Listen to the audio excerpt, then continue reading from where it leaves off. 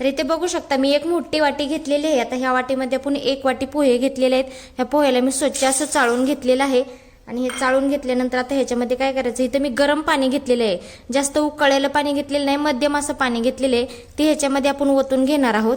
तर इथे मी एक तांब्या घेतलेलं आहे, ते सर्व असं ह्याच्यामध्ये ओतून घ्यायचं आणि सर्व असं हे मिक्स करून घ्यायचं चमच्याच्या साह्याने। थोडंसं पाणी गरम आहे म्हणून मी चमच्यानं असं मिक्स करून घेते।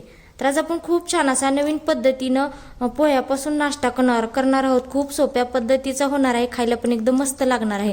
कारण का बरेच वेळेस काय होतं, आपल्याला पोहे खाऊन कंटाळा आलेला असतो, तर इथं नवीन पद्धतीचा मी तुम्हाला आज नाश्ता दाखवणार आहे। खूप सोप्या पद्धतीचा आहे, खायला एकदम मस्त लागणार आहे। त्यामुळे ही रेसिपी तुम्ही शेवटपर्यंत नक्की बघा आणि हो तुम्हाला माझी नाश्ता कसा वाटतं तो कमेंटमध्ये मला नक्की सांगा। तर हे व्यवस्थित असं हलवून घ्यायचं। तर ह्याला काय करायचं, 10-15 मिनिटं असंच पाण्यामध्ये ठेवून द्यायचं पोहे।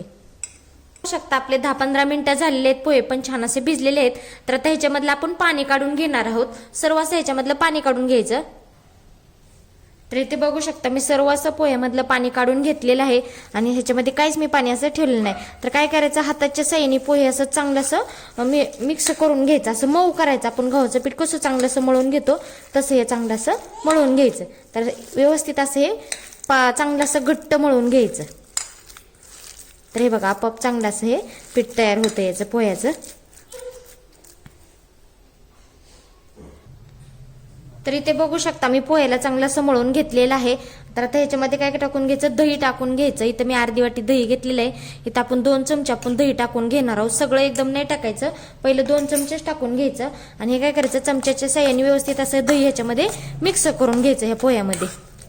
तर इथं चांगलं असं हे पोह्यामध्ये दही मिक्स करून घेणार आहोत आपण। तर इथे बघू शकता मी दही पण छान असं मिक्स करून घेतलेलं आहे। आता त्यामध्ये इथे मी 2 हिरव्या मिरच्या घेतल्या होत्या, ती पण ह्याच्यामध्ये आपण टाकून घेणार आहोत। आणि इथं मी कढीपत्त्याची पानं 2-3 घेतली होती, त्याला अशी उभी चिरून घेतलेली, ती ह्याच्यामध्ये टाकायची। अर्धा चमचा जिरं घेतलेले आहे, ते पण ह्याच्यामध्ये टाकून घ्यायचं आणि थोडीशी कोथिंबीर टाकायची आणि मीठ टाकायचं चवीनुसार। आणि मीठ टाकल्यानंतर आता इथे याच्यामध्ये आपण तांदळाचं पीठ टाकून घेणार आहोत। इथं मी अर्धी वाटी तांदळाचं पीठ घेतलेलं आहे, आपण सगळं एकदम नाही टाकायचं, जसं लागेल तसंच आपण इथं टाकून घेणार आहोत। तर पहिलं मी 2 चमचे इथं तांदळाचं पीठ टाकून घेणार आहे आणि वरती थोडंसं टाकलेलं आहे, 2 चमचे आणि वरती थोडंसं। आता हे काय करायचं, सर्व असं हाताच्या साह्याने मिक्स करून घ्यायचं। तर इथे बघू शकता अशा पद्धतीने मी छान असा याचा गोळा तयार करून घेतलेला आहे। तर इथे मी सर्व असं तांदळाचं पीठ टाकलेलं नाही, तर हे बघा माझे 1.5 चमचे हे तांदळाचं पीठ राहिलेलं आहे। समजा जर तुमच्याकडून जास्त जर मिश्रण पातळ झालं तर आणखी याच्यामध्ये तांदळाचं पीठ टाकलं तरी पण चालतं, आणि किंवा तुमच्याकडे जाड पातळ किंवा बारीक रवा असला ना ते पण चालतं ह्याच्यामध्ये टाकला तर।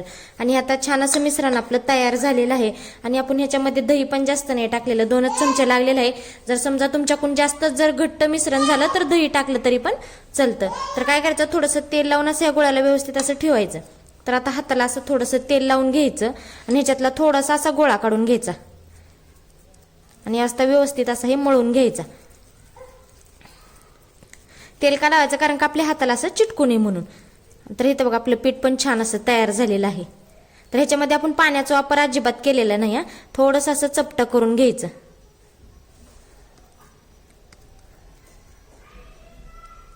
आणि चपटं केल्यानंतर ह्याच्यामध्ये थोडंसं असं बोटाला तेल लावायचं आणि ह्याच्यामध्ये असं होल पाडून घ्यायचं।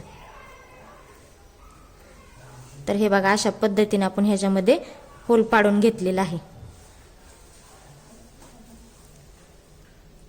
तर थोडंसं असं चिटकायला लागलं ना की तेल लावायचं हाताला। तर हे बघा अशाच पद्धतीने आपण असं सगळं तयार करून घेणार आहोत। तर इथे बघू शकता अशा पद्धतीने आपण हा नाश्ता तयार करून घेतलेला आहे। चला तर मग पुढची तयारी करून घेऊया। तर इथे गॅसवरती एक कढई ठेवलेली आहे, त्या कढईमध्ये आपण तेल टाकलेलं आहे, तेल चांगलं असं गरम करून घ्यायचं। तर इथे तेल आपलं चांगलं असं गरम झालेलं आहे आणि गॅस आता मध्यम ठेवायचा। आता ह्याच्यामध्ये आपण हे टाकून घेणार आहोत आणि मध्यम गॅसवरती चांगलं लालसर होईपर्यंत आपण याला तळून घेणार आहोत। तर लगेच आपण हलवायचं नाही, थोडंसं लालसर झालं ना मग ह्याच्यावरती आपण हलवून घेणार आहोत।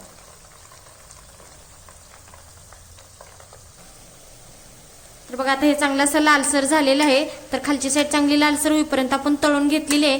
तर आता आपण ही पलटी करून घेणार आहोत, पलटी करून पण अशीच साईड अशी चांगली तळून घ्यायची, म्हणजे व्यवस्थित असं हे आतपर्यंत तळून निघतं। तर इथे बघू शकता छान असं दोन्ही साईडनी लालसर होईपर्यंत आपण तळून घेतलेलं आहे. तर आता आपण हे काढून घेणार आहोत. तयार पण झालेले आहे, मस्त कुरकुरीत झालेले आहे. तर बाकीचं पण अशाच पद्धतीने आपण तळून घेणार आहोत.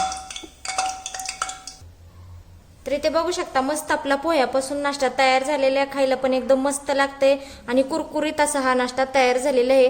तर इथे मी तुम्हाला एक तोडून दाखवते. बघा किती मस्त असा कडक पण झालेला आहे. हे कुठल्या चटणी बरोबर किंवा दह्याबरोबर खाल्ला तरी पण खूपच छान लागतो. तर लहानांपासून मोठ्यांपर्यंत सर्वांना हा आवडणारा नाश्ता आहे. त्यामुळे मग तुम्हाला माझा नाश्ता कसा वाटतो तो कमेंटमध्ये मला नक्की सांगा. चला तर मग भेटूया पुढच्या रेसिपीमध्ये. तोपर्यंत धन्यवाद.